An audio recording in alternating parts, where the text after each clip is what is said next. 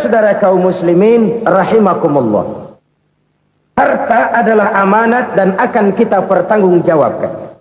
Allah melebihkan rizki sebagian kita dari yang lain agar kita saling tolong menolong, bantu membantu. Nabi janjikan, siapa yang meringankan beban saudaranya muslim di dunia, Allah akan meringankan bebannya di akhirat nanti. Sebuah jaminan dari baginda Nabi. Si orang yang kita bantu barangkali tidak bisa membalas, Allah yang akan membalas lewat jalan lain yang tidak pernah kita sangka-sangka.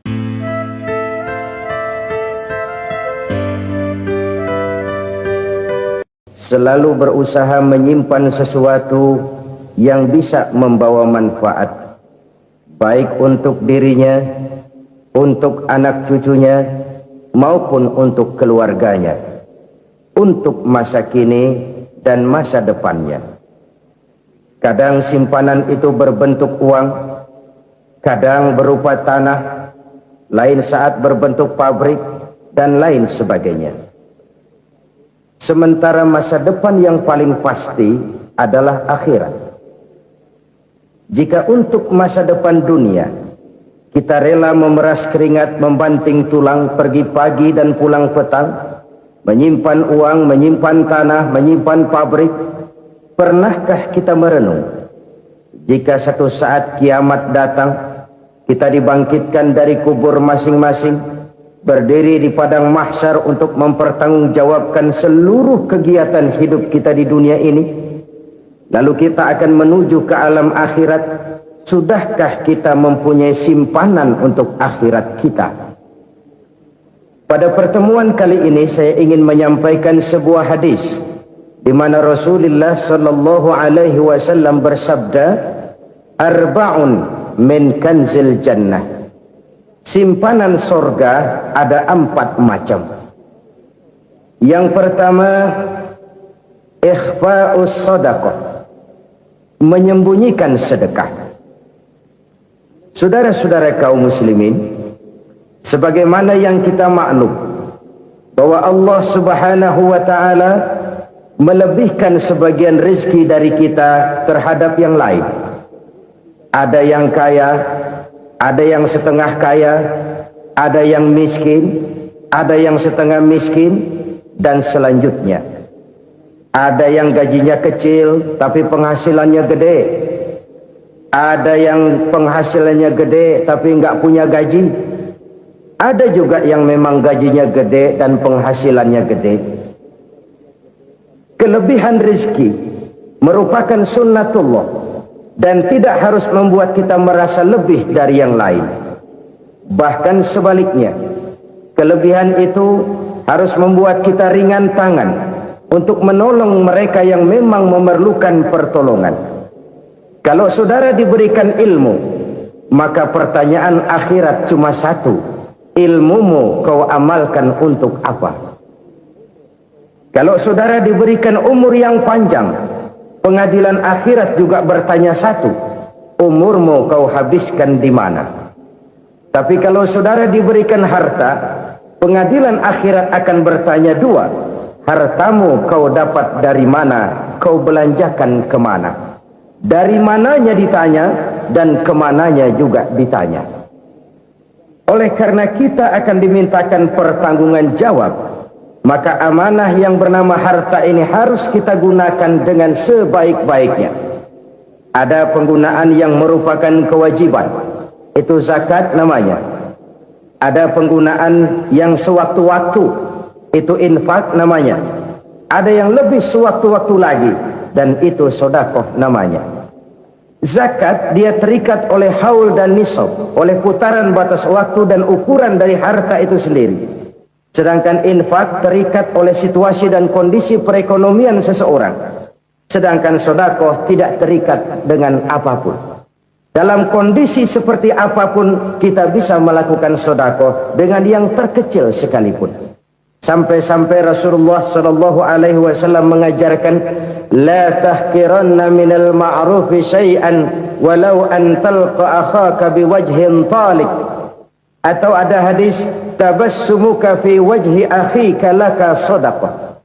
Senyumanmu kepada temanmu adalah sedekah. Jadi untuk melakukan sedekah tidak harus dalam berbentuk uang.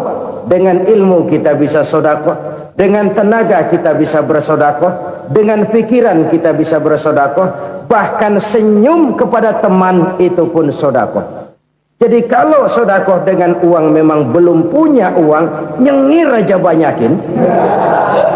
Itu asal pada tempatnya, jangan lalu ketemu tiang listrik cengengesan. Tentu tidak pada tempatnya dan tidak wajar. Nah, sedekah yang paling dicintai Allah adalah sedekah yang disembunyikan. Artinya jauh dari sifat riya. Kan kadang-kadang ada orang sedekah itu disebutkan namanya, apa tidak bagus? Kalau memang niatnya ikhlas, ya bagus-bagus saja. Untuk memberikan sugesti kepada yang lain. Si Fulan bin Fulan nyumbang sekian, diumumkan. Boleh kalau niatnya untuk memberikan rangsangan kepada yang lain supaya dia menyumbang lebih besar dari orang tadi. Tapi kalau itu mendatangkan riya, maka sedekah yang paling dicintai Allah adalah sedekah yang disembunyikan. Tangan kiri saja tidak tahu apa yang diberikan oleh tangan kanan.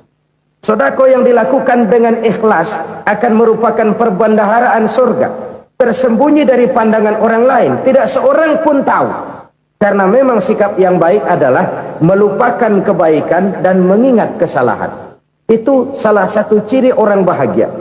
Orang yang selalu mengingat kesalahannya dan berusaha melupakan segala kebaikannya.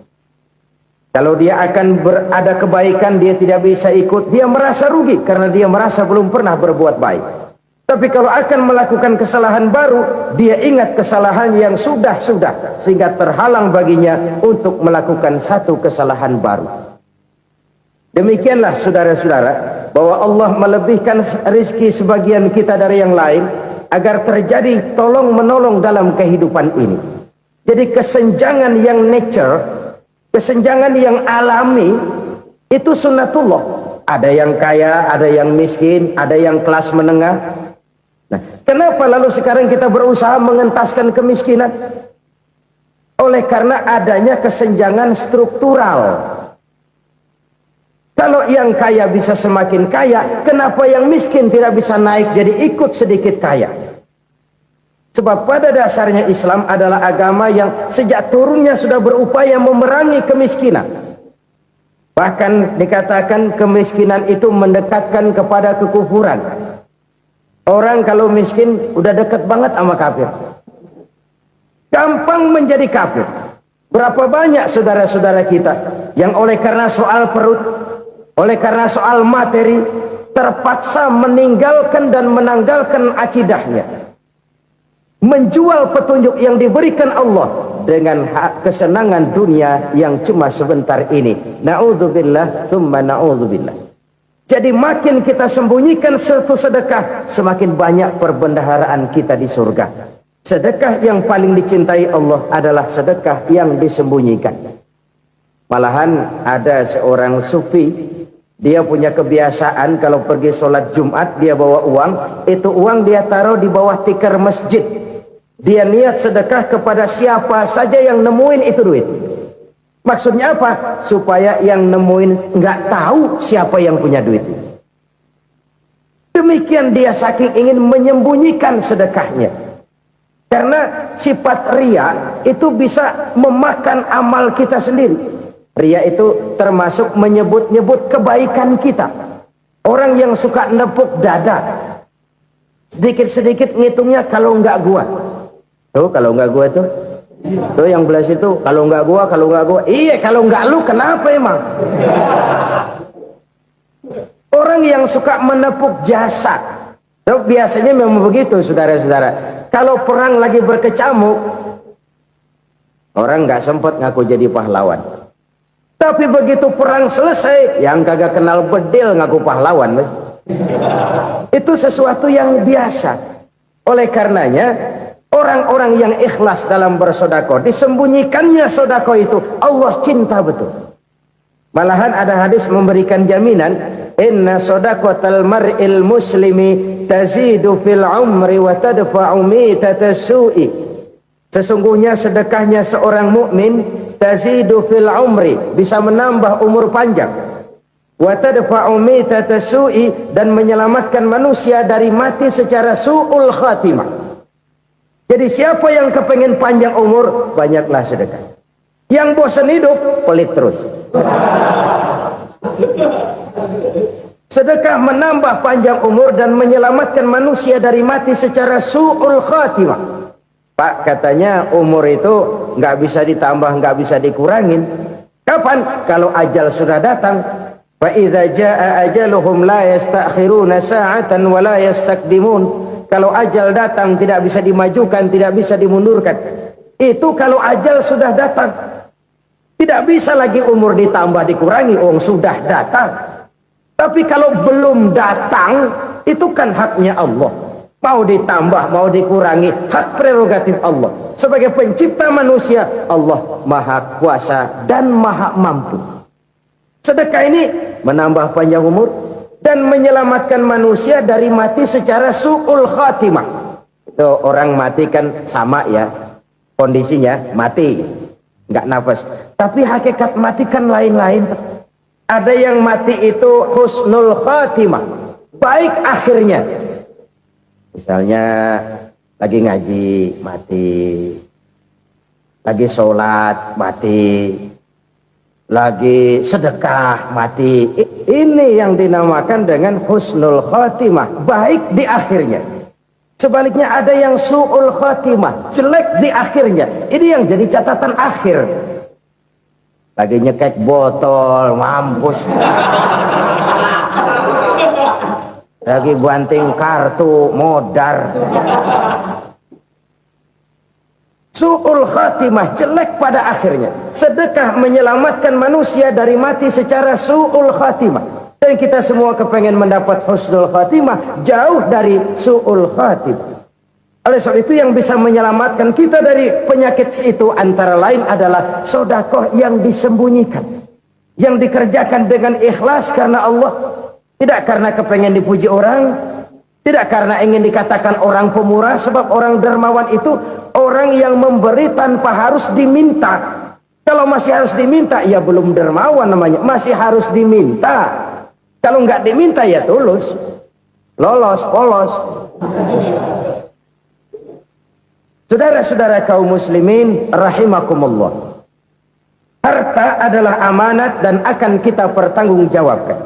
Allah melebihkan rizki sebagian kita dari yang lain agar kita saling tolong menolong, bantu membantu. Nabi janjikan siapa yang meringankan beban saudaranya muslim di dunia, Allah akan meringankan bebannya di akhirat nanti.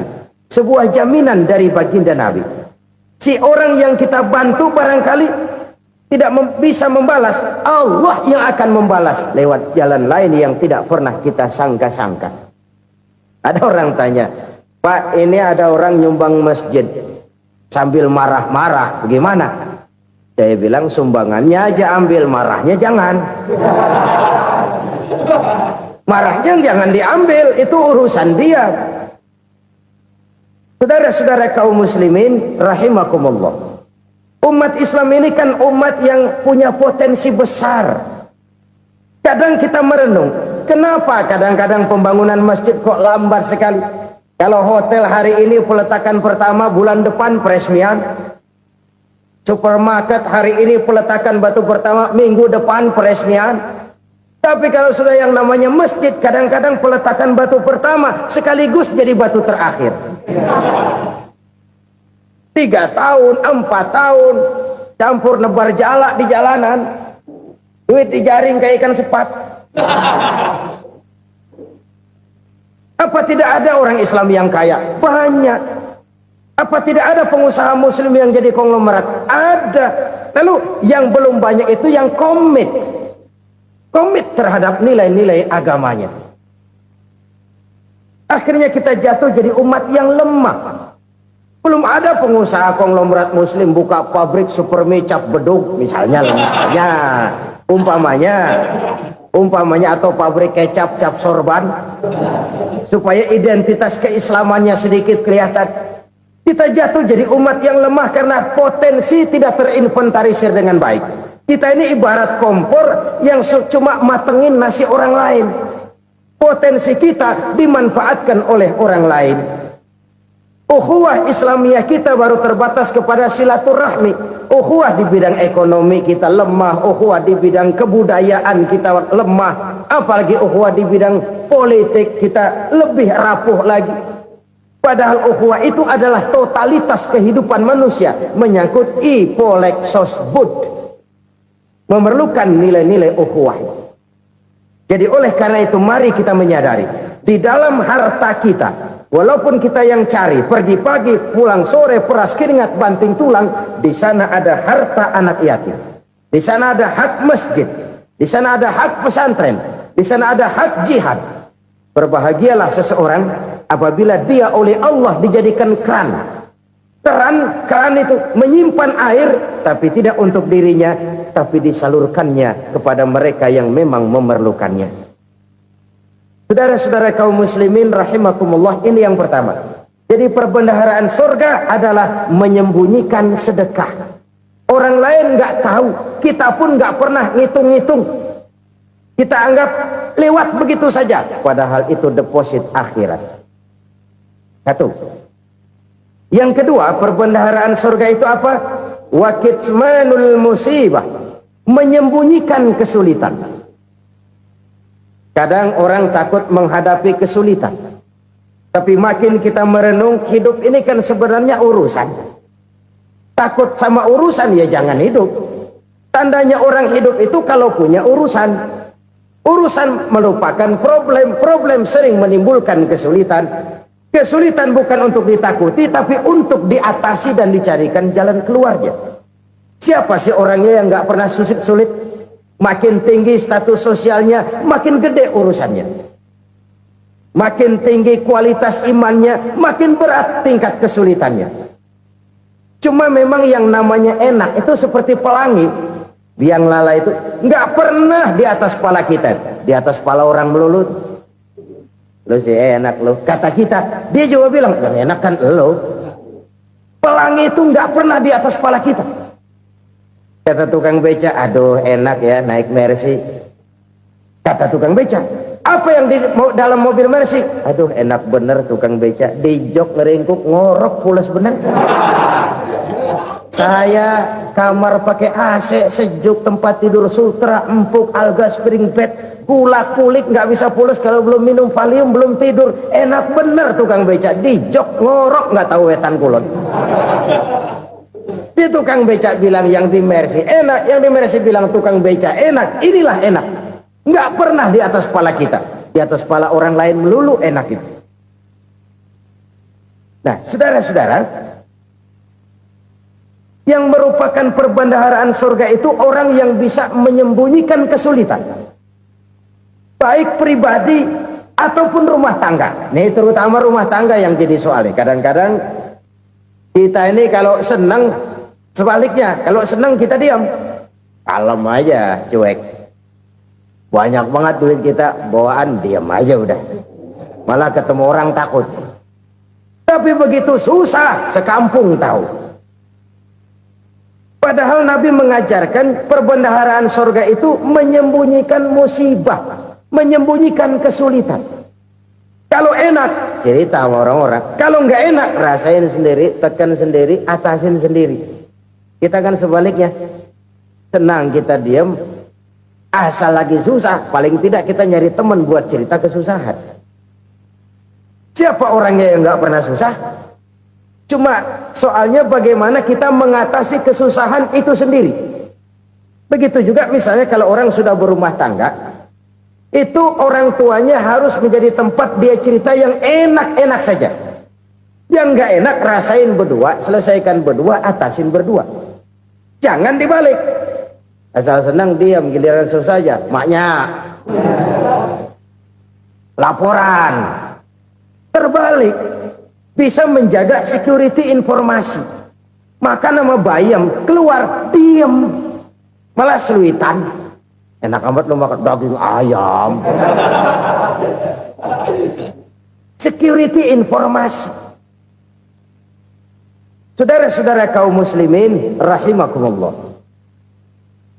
ujian yang terberat itu yang pernah diberikan kepada para nabi para rasul, para aulia, para ulama, makin tinggi keimanan, makin berat bentuk kesulitan. Ayo saya kemukakan satu contoh saja. Ada seorang nabi yang kaya, nabi kaya, namanya Nabi Ayub. Iblis kalau orang begini kan keki, ibadahnya rajin, kaya. Nah, yang kayak begini susah digodain. Kalau ibadahnya rajin, miskin, kali bisa disogok. Sini imannya mantap, ibadahnya rajin, kaya, nabi lagi. Oh, tapi namanya iblis nggak kurang akal. Laporan, Tuhan, kenapa Les? Ya ini bahasa saya, bahasa Qurannya sih nggak gitu. Itu hambamu yang namanya Ayub, dia rajin ibadah cuma karena dikasih kaya aja. Coba kasih miskin dia, berhenti dia sembahyang. Ah, kamu bisa aja. Saya tahu Ayub itu hambaku yang ikhlas. Saya buktiin Tuhan, silahkan. Dibuktiin lah, iblis turun ke alam ini. Yang mula-mula dia lakukan, dia rusak sawah ladang Nabi Ayub. Dia binasakan binatang ternak Nabi Ayub. Sehingga dalam waktu singkat, jatuhlah Nabi Ayub dari orang paling kaya jadi orang paling miskin. Beliau masih ibadah di mihrab dalam masjid. Datang iblis. Saudara Ayub, ya, lagi ngapain?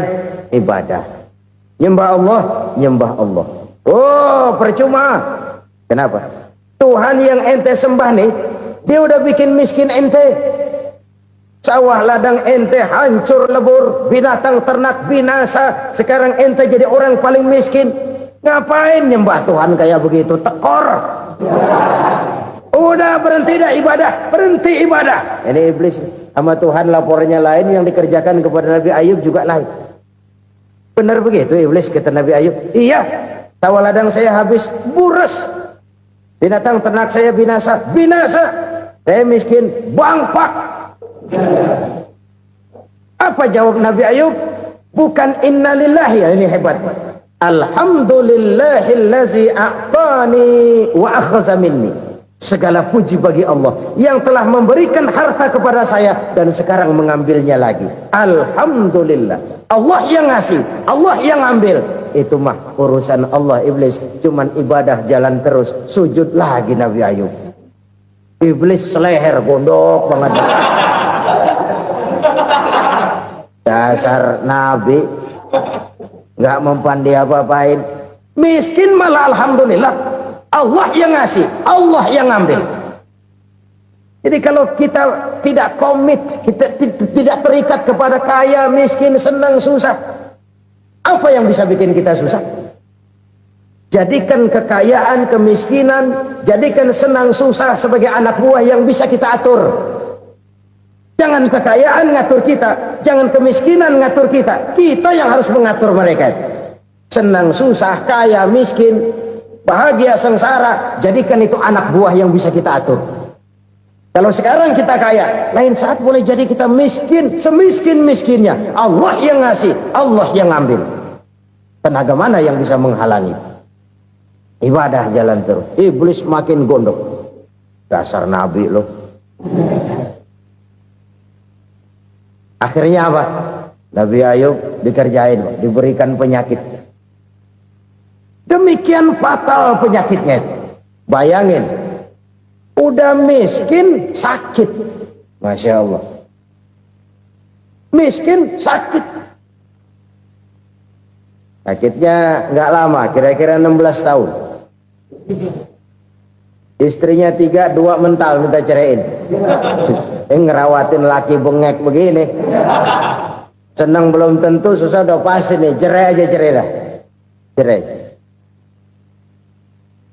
Tinggal satu Siti Rahmah yang setia menemani beliau. Sesetia-setianya hati perempuan. Satu saat Siti Rahmah bilang, "Bang, iya, abang kan Nabi bang. Lalu, namanya Nabi kan doanya jarang meleset bang. Maksud kamu minta kenapa sih sama Tuhan biar abang sembuh baik dah bang?" Siti Rahmah, iya. Saya sakit berapa tahun sih dah? 16 tahun bang. Sebelum ini saya sehat berapa tahun? Ya kira-kira 60 tahun bang. Nah coba ente banding-bandingin Rahmah. Saya dikasih sehat 60 tahun. dikasih sakit 16 tahun, sudah nggak sabar mau doa kepada Allah minta sembuh. Saya malu kepada Allah. Diuji dengan yang luar biasa seperti ini, tidak mengganggu stabilitas kehambaannya. Dia tetap menghamba kepada Allah Subhanahu wa ta'ala. Saudara-saudara kaum muslimin rahimakumullah, kunci menghadapi kesulitan itu apa? Allah jelaskan dalam satu ayat, wa basyiris sabirin alladzina iza asabathum musibah qalu inna lillahi wa inna ilaihi raji'un. Gembirakan orang-orang yang sabar. Siapa mereka itu? Yang apabila mendapat musibah mereka kembali kepada keyakinan dasar, segalanya dari Allah dan segalanya akan kembali kepada Allah. Ini konsepsi dasar dari sikap muslim dalam menghadapi berbagai kesulitan. Segalanya dari Allah, segalanya akan kembali kepada Allah. Kalau ini sudah kondisi dasarnya, maka kita akan lapang menghadapi kenyataan bagaimanapun pahitnya. Apakah itu namanya miskin, apakah itu namanya sakit, bahkan maut sekalipun. Segalanya dari Allah, segalanya akan kembali kepada Allah. Ini sikap hidup, bukan sekedar ucapan. Kita kadang-kadang menjadikannya sebagai ucapan. Mulutnya sehingga berhenti, innalillahi wa inna ilaihi raji'un, tapi nangisnya terus gerung-gerungan. Bukan itu, ini kesadaran moral. Kalau segalanya dari Allah, segalanya kembali kepada Allah, kan sebenarnya cuma nunggu giliran. Hari ini saya nyembayangin dia, entah hari apa saya disembayangin orang. Hari ini saya antar dia ke kubur, entah hari apa orang nganterin saya ke kubur. Hari ini saya tahlilkan dia, entah nanti kapan orang tahlilkan saya. Segalanya dari Allah, segalanya akan kembali juga kepada Allah. Oleh sebab itu saudara-saudara, kesulitan bukan untuk ditakuti. Kesulitan justru untuk diatasi, dicarikan jalan keluarnya. Dan tidak ada orang yang tidak pernah mendapat kesulitan. Tidak ada. Semakin tinggi status sosial, semakin tinggi kualitas keimanan, semakin besar juga tingkat kesulitan.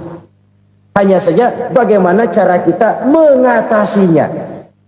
Dan Al-Quran menyatakan, inna ma'al usri yusra.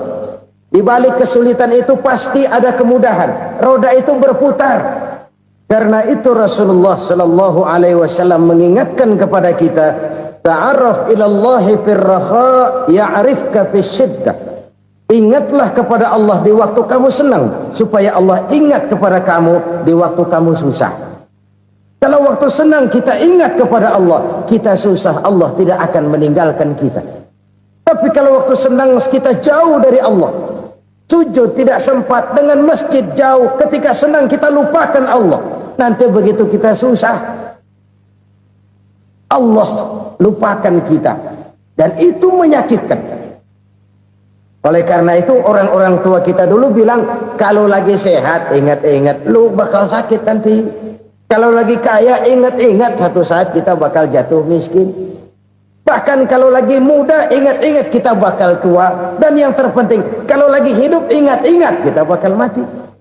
Saudara-saudara kaum muslimin rahimakumullah. Jadi yang kedua yang merupakan perbendaharaan surga, menyembunyikan musibah. Saudara-saudara kaum muslimin rahimakumullah. Hal ketiga yang merupakan perbendaharaan surga adalah wasilatur rahmi. Orang yang suka bersilaturahmi.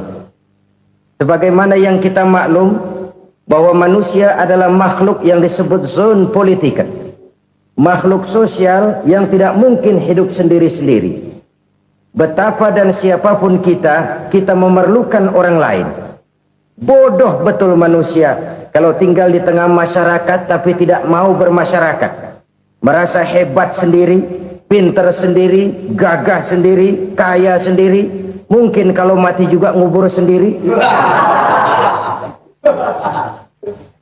Jangankan kita di sini, di sorga saja Nabi Adam waktu sendirian bengong melulu, mondar mandir. Allah tegur dam sepi dam. Ya ini kalau bahasa saya. Iya Tuhan, sepi ini nggak ada coret-corekan pisan ini. Diciptakan Siti Hawa baru anteng Nabi Adam. Itu di sorga. Cobalah. Umpamanya saudara tinggal di Jakarta nih. Kayak bener. Apaan aja di Jakarta punya saudara dah. Jembatan Semanggi ambil. Monas, Buntel bawa pulang. Hotel-hotel ambil semua. Cuman tinggal di Jakarta sendirian, apa enaknya? Betapa dan siapapun kita perlu orang lain. Tidak ada seorang pun yang bisa memenuhi kebutuhan hidupnya secara sendiri-sendiri. Nah, Islam telah menyelamatkan manusia dari ras diskriminasi, mengikat manusia dengan persaudaraan yang berlandaskan kepada akidah. Karena itu dianjurkan bersilaturahmi. Bahkan Nabi menyatakan, man arada ayyubsata lahu fi rizqihi wa yunsa'a fi atharihi falyasil rahimah. Siapa yang kepengen diluaskan rezekinya dan dipanjangkan usianya, banyaklah ia bersilaturahmi. Siapa yang kepengen dimudahkan rezekinya, hendaknya ia banyak bersilaturahmi. Kalau banyak teman, kesulitan kan paling tidak ada tempat cerita. Udah susah, sendirian kita pikirin diri, nggak ada tempat tukar pikiran. Cepet banget sama bengek. Dilawan sendiri. Nah, secara makro kita bisa berkata, tidak mungkin ada kemenangan kalau tidak ada kekuatan. Tidak ada kekuatan kalau tidak ada kesatuan dan persatuan. Tidak mungkin ada kesatuan dan persatuan tanpa semangat silaturahmi. Kalau umat Islam mau menang, dia harus kuat. Kalau umat Islam mau kuat, dia harus bersatu. Kalau umat Islam mau bersatu, dia harus membudayakan silaturahmi ini.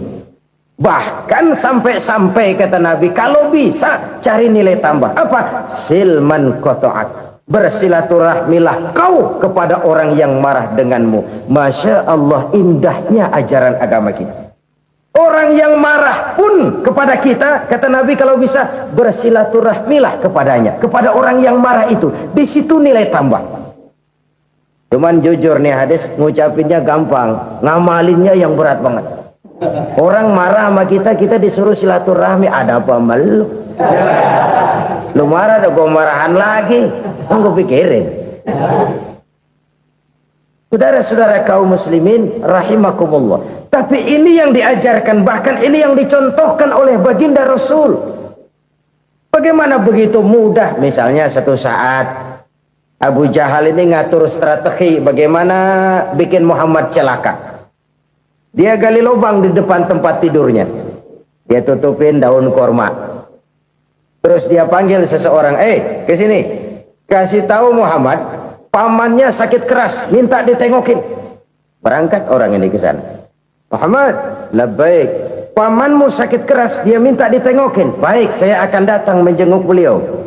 Berangkatlah Nabi ke rumah Abu Jahal tanpa prasangka apapun.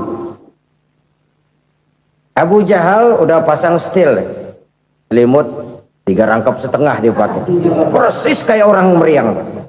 Tapi sembari ngintip dari balik selimut, begitu Muhammad buka pintu, nah masuk perangkap nih. Muhammad jalan menuju tempat pembaringan. Makin lama makin dekat, makin lama makin dekat, makin dekat ke lubang yang dipasang oleh Abu Jahal itu. Dalam hati Abu Jahal, terus dah jatuh, mampus dah lo ini. Mampus lo hari ini nih. Apa yang terjadi? Malaikat Jibril datang. Muhammad, pamanmu cuma pura-pura sakit. Di depan tempat tidurnya ada lubang perangkap supaya kamu jatuh ke situ. Sudah, kamu pulang. Balik kanan Nabi. Sudah hampir jatuh ke lubang, balik kanan, pulang. Bayangin kecewanya Abu Jahal. Muhammad dikit lagi, Muhammad dikit lagi. Enggak paman, saya pulang aja. Emosi bangun dari tempat tidur, enggak sadar kalau lagi pura-pura sakit. Lompat ngejar Nabi, dia lupa dengan lubang yang dia gali. Usrak, nyemplung sendiri ke dalam lubang.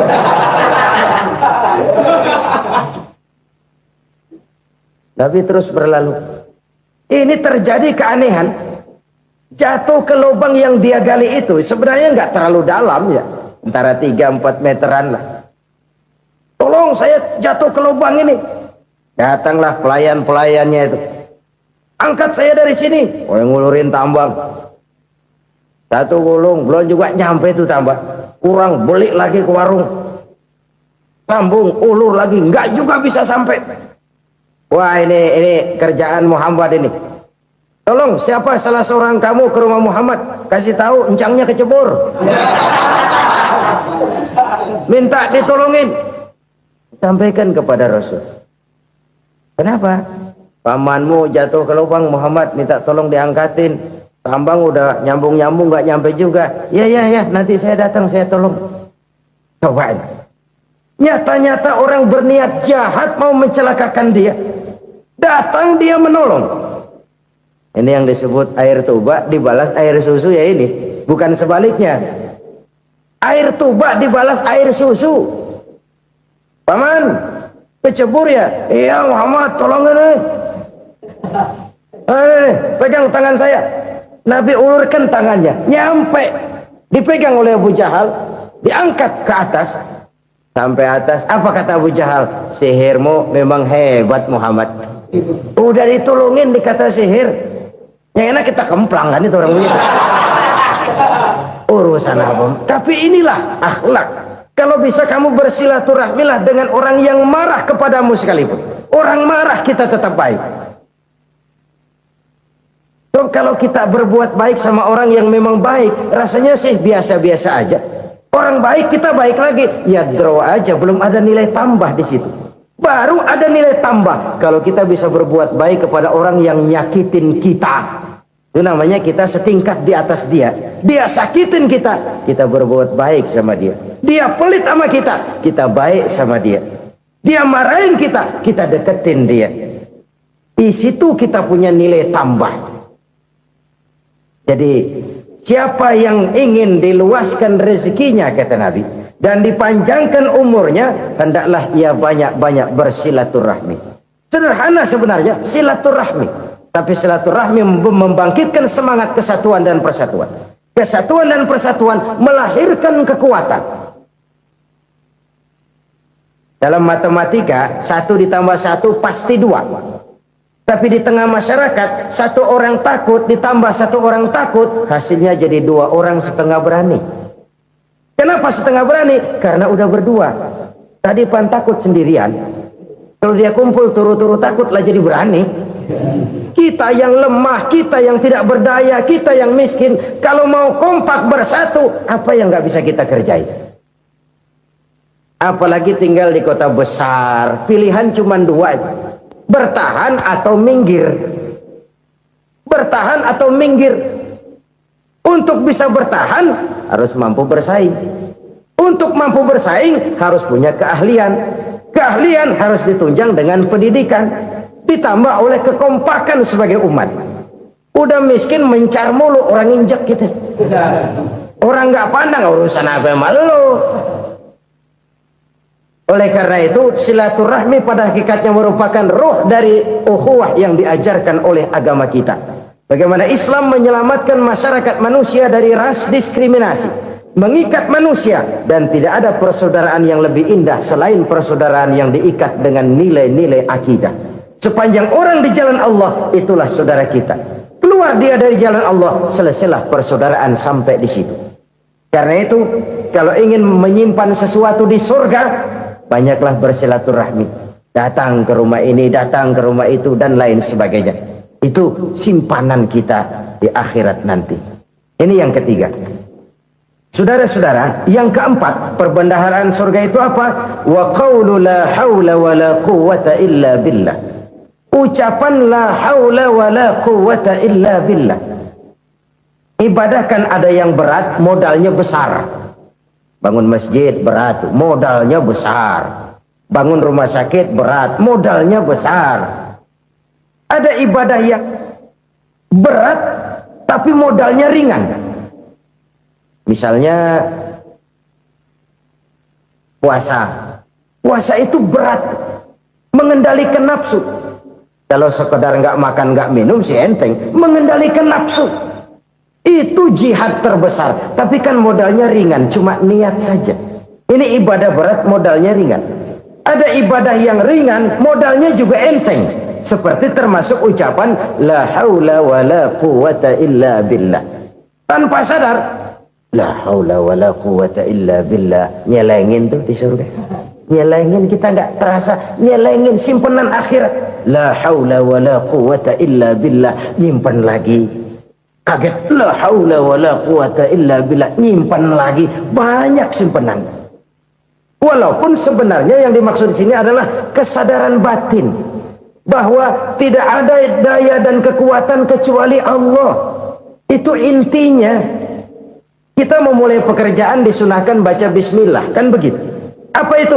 Kesadaran moral bahwa ini saya bisa kerjakan. Saya kerjakan ini dengan menyebut nama Allah. Kenapa? Kalau Allah tidak memberikan daya dan kekuatan, mana mampu saya kerjakan ini. Maka saya kerjakan ini dengan menyebut nama Allah. Bismillah. Kesadaran moral.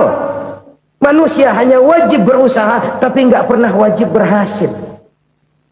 Banyak hal-hal yang kalau kita renungkan secara rasio nggak mungkin, tapi jadi kenyataan. La haula wala quwata illa billah. Tidak ada daya dan kekuatan kecuali bagi Allah semata-mata. Kesadaran moral akan kelemahan dan keterbatasan makhluk bernama manusia.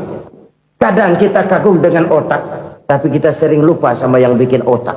Padahal bagaimanapun hebatnya otak, yang bikin otak pasti lebih hebat dari otak. Nggak percaya, silahkan otak-otakan. Inilah kecenderungan. Kita kagum dengan pesawat-pesawat mutakhir, bukan main besi gede banget terbang itu. Alangkah hebatnya. Lalu apa yang bikin otak tidak lebih hebat dari itu semua? Kita puji laut. Apa yang bikin laut tidak lebih hebat dari laut itu? La haula wa la quwata illa billah. Tidak ada daya dan kekuatan kecuali Allah. Apa yang bisa kita lakukan kalau tidak karena daya dan kemampuan yang diberikan oleh Allah kepada kita? Lahirlah sikap tawadu, rendah hati, tidak melonjak menjadi angkuh dan sombong, sadar akan kelemahan dan keterbatasan diri. Sebagai makhluk yang diciptakan oleh Allah Subhanahu wa ta'ala. Jadi satu sisi ini ucapan yang berpahala, la haula, jadi wiridan. Pada sisi lain ini kesadaran moral, sikap mental, kesadaran batin bahwa yang punya daya dan kekuatan itu cuma Allah. Kita nggak pantas untuk sombong, sebab sombong itu pakaiannya Allah. Kita nggak sedang pakai pakaian Allah, kegedean. Dan makin kita renungi, makin terbentur. Apa sih yang bisa kita sombongin? Kita mau sombong apa? Kaya? Pintar? Itu kan semua relatif. Di atas langit masih ada langit lagi. Jadi oleh karenanya, marilah kita menyadari. Manusia hanya wajib berusaha, tapi tidak pernah wajib berhasil. Yang berusaha saja tidak wajib berhasil, apalagi yang tidak berusaha. Islam bukan agama orang pemalas yang selesai sholat lalu ngelohom, nggelenggem ayem-ayem.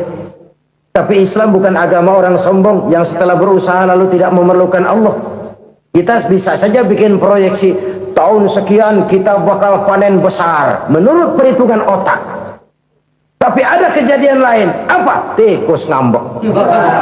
Habis itu dimakanin tikus, panen gagal. Proyeksi rasional gagal oleh tikus-tikus yang ngambek itu. Bisa saja terjadi. Tahun depan kita panen besar, urung. Kenapa? Musim panas panjang. Dan sekarang ini koran-koran bikin berita musim mengalami penyelewengan. Bukan cuma manusia yang nyeleweng sekarang. Musim pakai nyeleweng. Mestinya kan musim hujan udah selesai, masih hujan-hujan juga. Musim. Nah sekarang kita boleh bikin proyeksi, kita bakal panen besar. Tahu-tahu musim panas panjang, sawah retak, air kering. Cari teknokrat yang paling botak, suruh pendekin tuh musim panas.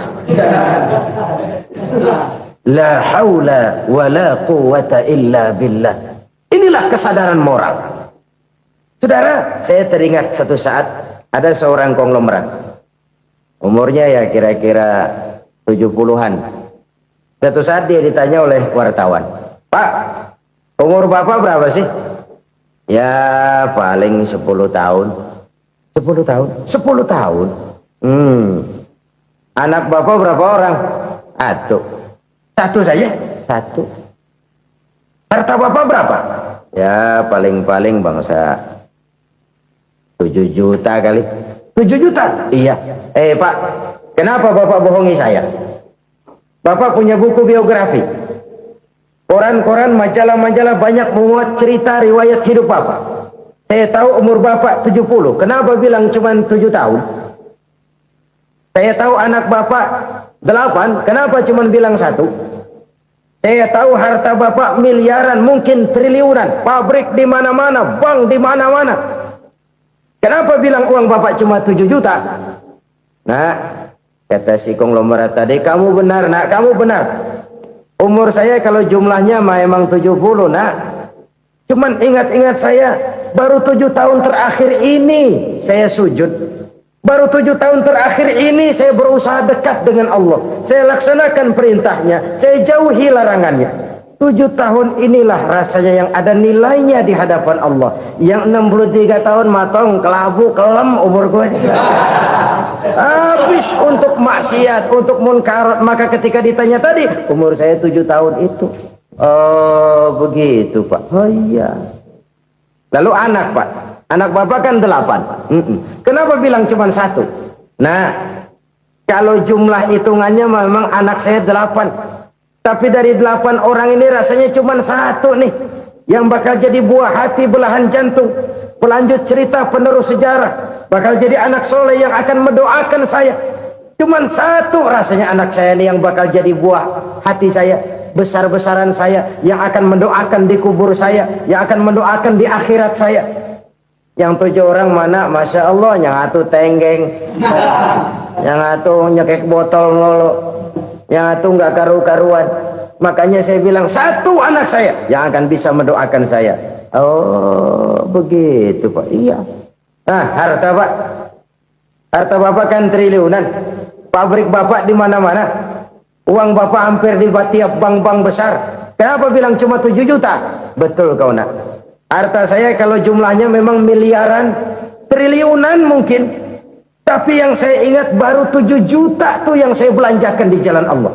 Saya nyumbang masjid, saya santuni yatim piatu, saya bantu pembangunan pesantren, saya bantu pembangunan rumah sakit Islam.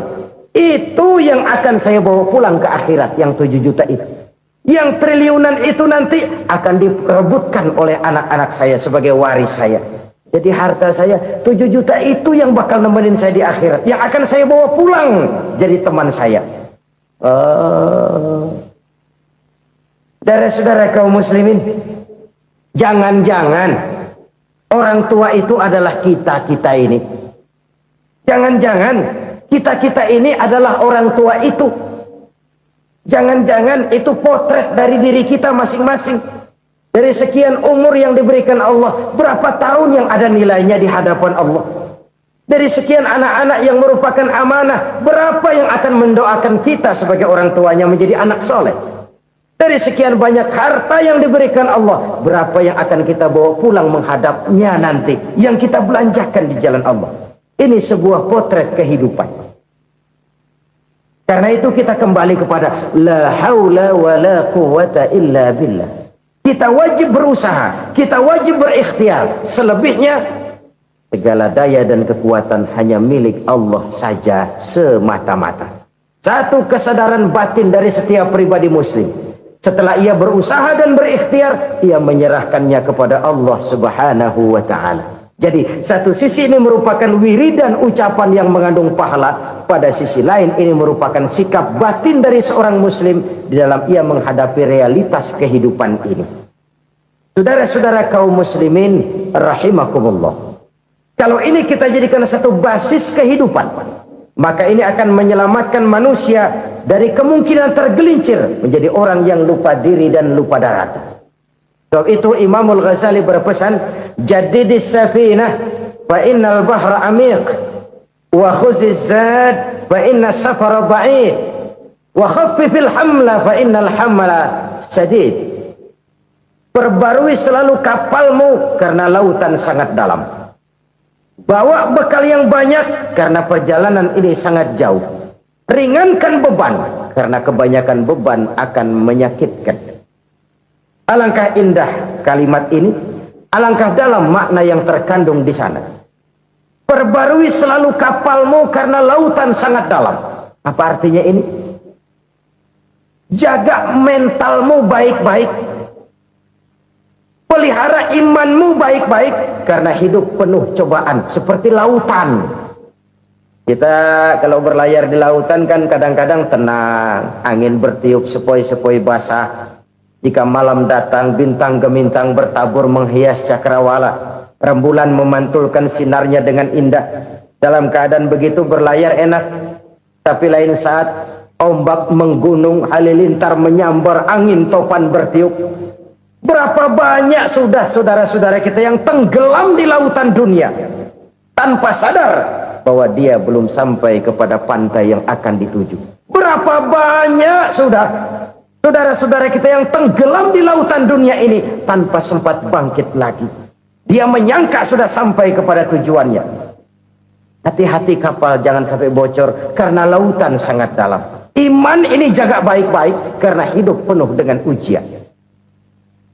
Wa khuzizat fa inna safara ba'id.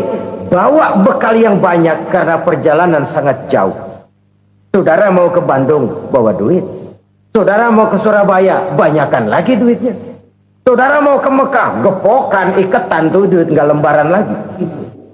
Makin jauh perjalanan, makin banyak bekal yang harus kita bawa. Kalau saudara dari Jakarta mau ke Surabaya, kagak bawa duit berangkat juga, itu sih bukan berani namanya, nekat. Sampai Surabaya belum tentu, sengsara di jalan udah pasti. Kenapa? Nggak bawa bekal berangkat. Sama juga kita nih, misalnya belum sempat sembahyang, mati. Waduh, berani banget orang. Belum punya bekal, mati. Sengsara di jalan. Atau bekal tidak cukup. Dari Jakarta saudara mau ke Surabaya, bawa duit 500 perak. Paling jauh Cikampek nyampenya itu. Paling jauh itu. Antara jauhnya perjalanan dengan bekal yang saudara bawa tidak seimbang. Hidup ini perjalanan panjang. A walking tour. Dimulai dari alam arwah. Sebelum jasad diciptakan, roh diciptakan lebih dulu. Dari situ pindah ke alam rahim. Dari alam rahim pindah ke alam dunia. Dari alam dunia pindah ke alam barzah. Baru menuju akhirat. Satu perjalanan panjang. Kalau bekal tidak bawa, sengsara di jalan. Bawa bekal yang banyak karena perjalanan ini sangat jauh. Wa khaffifil hamla, ringankan beban karena beban itu cuma akan menyulitkan. Kalau bekal itu sih keperluan, tapi beban nggak kita perluin, cuma ngeberat-beratin.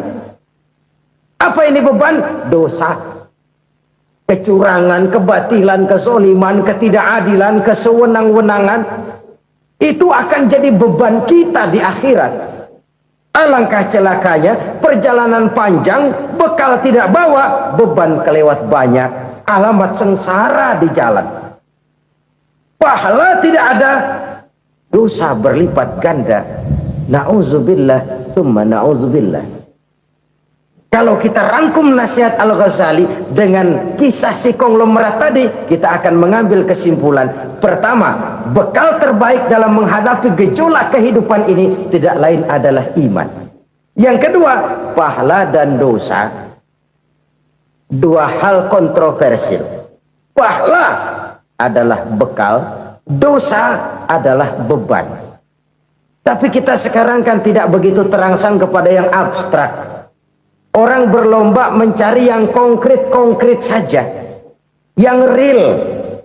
Kalau memang dosa, benjol dong. Kira-kira begitu. Kira-kira begitu. Persis orang Yahudi dulu. Orang Yahudi itu kan pernah minta kepada Nabi Musa. Ya Musa, lan nu'mina laka hatta narallaha jahrah. Musa, kami nggak bakal mau beriman kepada Allah kalau belum kami lihat Allah ada nongkrong di depan kami. Kalau memang Tuhan ada, taruh dong di depan kami. Mau yang konkret-konkret saja. Kalau memang dosa, benjol dong. Kalau memang pahala, berasa dong. Orang terangsang kepada yang real, yang konkret-konkret saja. Karena itu, untuk mengejar dosa, orang mau bayar. Tapi untuk mengejar pahala walaupun tidak bayar, orang segan.